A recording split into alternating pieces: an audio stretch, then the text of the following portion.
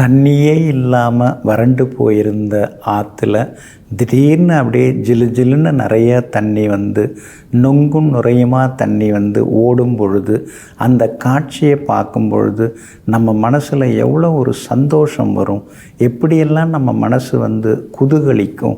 தண்ணி ஓடி வந்துடுச்சு, ஆற்றுல தண்ணி வருது அப்படின்னு அந்த காலத்தில் சிறுவர்கள் எல்லாமே ஓடி வந்து பார்த்து கைத்தட்டி ரசிக்கக்கூடிய ஒரு அற்புதமான திருநாள் நாளைய திருநாள். ஆடி 18ஆம் பெருக்கு அந்த தண்ணி பெருகி ஓடுறதை பார்க்கும் பொழுது நம்ம மனசுக்குள்ளார ஒரு சந்தோஷம் பெருகி பொங்கி வரும் பாருங்க. அதை விட ஒரு சிறப்பு என்ன இருக்குது? நாளைய தினத்தில் வந்து எல்லாருமே வந்து ஆற்றங்கரை ஓரமாக போய் அந்த ஆற்றில் பெருகி வரக்கூடிய தண்ணீரை வரவழைத்து, அதாவது வரவேற்று வணங்கக்கூடிய ஒரு அற்புதமான திருநாளுங்க. ஜோதிட சாஸ்திரத்தில் தண்ணீர் அப்படின்னாலே சந்திரன் தான் அதுக்கு அதிபதியாக வருகிறார். அதே மாதிரி நதிகளுக்கு அப்படின்னு சொல்லி பார்த்தோம்னா சந்திரனும் வருவார், சுக்கிரனும் வருவார். ஏன்னா அந்த 2 கிரகங்கள் தான் வந்து நீர்நிலைகளுக்கெல்லாம் அதிபதியாக இருக்கக்கூடிய கிரகங்கள். அதனால தான் இந்த மாதிரி நீர் பெருக்கெடுத்து ஓடி வரும் பொழுது, அதை கொண்டாடும் பொழுது நம்ம ஜாதகத்தில் சந்திர சுக்கிர பலம் அதிகமாகிக்கிட்டே போதுங்க. 50 காப்பியங்களில் மணிமேகலைங்கிற நூலில் வந்து ரொம்ப அற்புதமாக இந்த ஆடி 18ஆம் பெருக்கு கொண்டாடப்பட்டிருக்கு. அது பற்றிய பதிவுகள் அதில் சொல்லப்பட்டிருக்குங்க. ஆடி 18ஆம் பெருக்கன்று வந்து பெண்கள் வந்து தங்களுடைய மாங்கல்யத்தை பெருக்கி கோர்த்து கொள்கிறார்கள். அதாவது தாலி சரடம் புதுசு மாற்றிக்கிறது, அது மூலமாக அவங்களுக்கு தீர்க்க சுமங்கலி யோகம் எல்லாமே உண்டாகிறது அப்படின்னு மணிமேகலை நூல்களில் இந்த அருமையான திருவிழா பற்றி குறிப்புகள் நிறைய உள்ளதுங்க. சோழ மன்னர்கள் காவிரி நதியை காவேரி என்று சொல்லாமல் பொன்னியின் நதி அப்படின்னு தான் அவங்க வந்து புகழ்ந்து பேசுகிறார். பொன்னாக அவங்க வந்து ஒரு தங்கமாக அந்த நதியை வந்து பாராட்டியிருக்காங்க.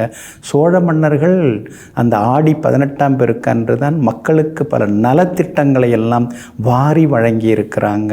புது புது சலுகைகள்லாம் வாரி வழங்குறது எல்லாமே அந்த 18ஆம் பெருக்கு தாங்க. பொதுவாக நதிக்கரை ஓரமாக இருக்கக்கூடியவங்க என்ன செய்வாங்க, இன்றைய தினம் ஒரு சுத்தமான இடத்துல நதிக்கரை ஓரத்தில் போய் இருந்து பசுஞ்சாணத்தால் பிள்ளையாரை பிடிச்சி வச்சு அவர் குங்குமம் இட்டு, அதுக்கு அடுத்ததாக வந்து கலந்த சாதங்கள், அதாவது வெத்தலை பாக்கு பூ பழம் தேங்காய் முளை கட்டி அந்த முளைப்பாரிகை இருக்கு இல்லைங்களா, அந்த முளைப்பாரிகை வந்து விநாயகர் முன்னால் வைப்பாங்க. அதெல்லாம் வச்சு விநாயகரை வந்து வணங்கிட்டு காவிரி தாயையும் வணங்கிட்டு அந்த முளைப்பாரிகையை வந்து ஓடுற தண்ணியில் விடுவாங்க. அதில் இருக்கக்கூடிய அந்த சிறு சிறு வளர்ந்து வரக்கூடிய அந்த செடிகள்லாம் வந்து ஆங்காங்கே அப்படியே ஒதுங்கி அந்தந்த இடத்துல போய் வளர ஆரம்பிக்கும். அப்போ அது வந்து பசுமையாக எல்லா இடத்துலையுமே வந்து இயற்கை வளர்ந்து ஓங்கி நிற்கும். அப்போ நம்முடைய பண்டிகைகள் எல்லாமே வந்து சுற்றுச்சூழலை வந்து பாதுகாக்கக்கூடிய அளவுக்கும் மரம் செடி கொடிகள் இயற்கைகளை வந்து வளர்க்கக்கூடிய அளவுக்கும் தாம இருந்திருக்குங்க. அப்படியே கொஞ்சம் கலந்த சாதம், அப்புறம் பச்சரிசியோட வெல்லம் கலந்து அந்த அரிசியை ஊற வச்சுருப்பாங்க, அதில் வந்து வெல்லம் கலந்து அதை எல்லாருக்கும் கொடுப்பாங்க. அடுத்தது வந்து கலந்த சாதம், அதாவது வந்து எலுமிச்சை சாதம், புளியோதரை, தயிர் சாதம்லாம் சாப்பிட்டுட்டு அதுக்கடுத்து என்ன கொண்டாட்டம் தான், கோலாட்டம் கும்மியாட்டம் அதெல்லாம் ஆடிட்டு வீட்டுக்கு வருவாங்க.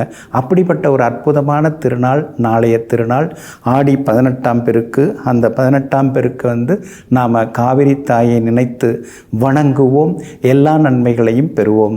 நெஞ்சிற்கினியவர்களே, சுக்கிர வாரமாகிய இன்றைய நாள் உங்களுக்கு சுகபோகங்களை அள்ளித்தரும் அதிர்ஷ்டகரமான நாளாக அமையட்டும். மீண்டும் சந்திப்போம். நன்றியுடன் உங்கள் ஜோதிட முனைவர் KP வித்யாதரன். வணக்கம்.